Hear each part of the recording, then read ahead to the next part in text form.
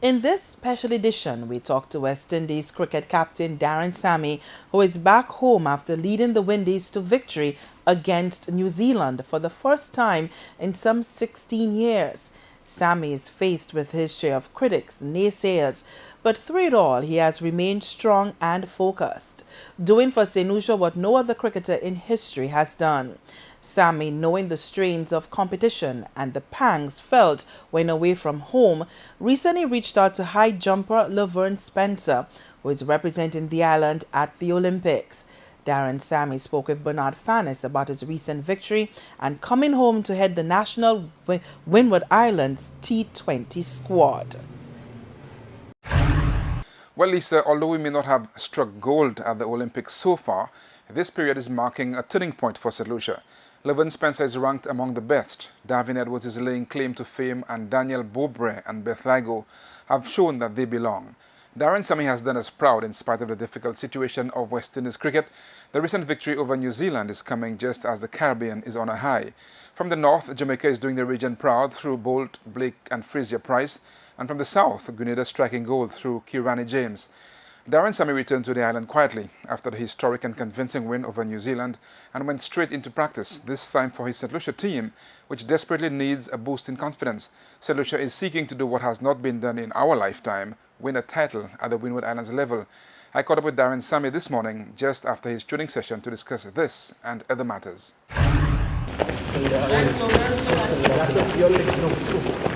Captain Darren Sammy, first of all, welcome back home and congratulations on this historic win for the West Indies and also for St. Lucia. Thank you very much. It's always good to be back home. You know, home is always a happy place for me. So it's good back here. It's national team training.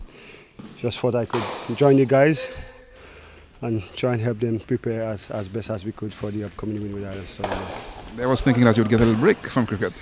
Yeah, actually I'm supposed to be on a break now, but it's been almost 4 years I haven't played for St. Lucia, and you know, the tournament is at home.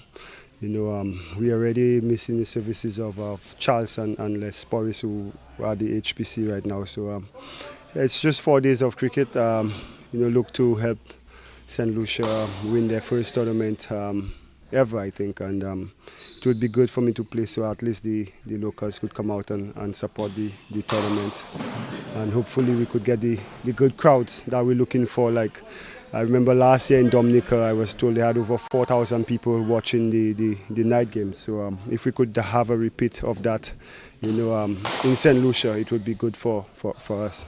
Well, you're coming out of one historic moment into another historic moment for St. Lucia. We've never won this tournament. How much of a pressure does it put on you? Because you've just delivered in one area, now you have to deliver at home. How much pressure does it put on you? I think pressure part of cricket. You know, I'm used to it. You know, once you play in an international sport and once you represent in your country, there's always some sort of pressure to go out there and do well. You know, it's how you handle it. You know, that's the main thing. And I think so far, I think I've handled it okay. You know, just go out and try to do the best that I can for my country, and hopefully I could be consistent. I spoke to a couple of guys and already they're saying they're looking forward to you, you inspire them and they're looking forward to you for more inspiration as well. Talk to us about this first time you're probably training with the guys, but I'm sure you know some of these guys here. Characterize for us the St. Lucia team. It's a young team, but in terms of how optimistic are you that you can deliver with this team? Yeah, I think we have some exciting players. Some of the guys I played, we go way back from under 15, guys like Gaspar Prosper and Denzel Modest. We have guys like Dalton Polius, who's a Windward Islands player. Xavier Gabriel, you know, we have young Walt Emmanuel, who's Craig's Emmanuel brother, left arm seamer, Dwight Thomas and Ked Kadas. All these guys have played for St. Lucia, and you know, it's good to have them back.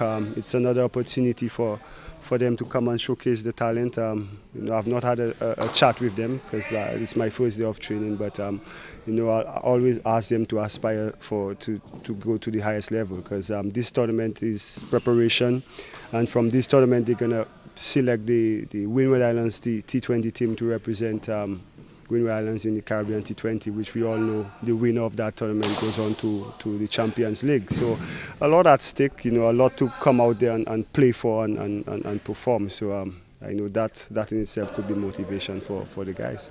And you didn't mention there's a Sammy in there as well. Your brother Mulan is in there as well. Yes, I was told he had some good performances in the local T20, and they've given him a call up. So I'm quite excited for him. He played under 15 cricket quite well, but he never really took it serious. So I'm glad he gets an opportunity to represent St. Lucia, and I'll guide him along the best that I can, and hopefully he could come out there and perform as well. He told me he's both a batsman and a bowler. Which is a strong area for him? Well, I remember when he used to play in the yard, he used to hit me for sixes all over the place, and come down and come back and get me out. So it will be quite exciting. I think he does basically what I do, and hopefully he could come out, and in fact all the players get selected could come out and put out some good performances for us that will help us to win the Windward Islands tournament.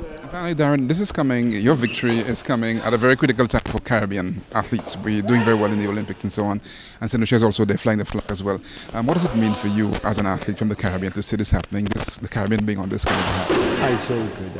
I think last weekend West Indies winning in Jamaica to Fraser winning the 100, and then Bolt and then James. It's just been good for us as a Caribbean people, and I'll be eagerly waiting for Spencer to jump tomorrow morning. I think I had an opportunity to speak to her yesterday, which I felt quite honored to speak to her on the phone. She's one of the athletes I admire a lot.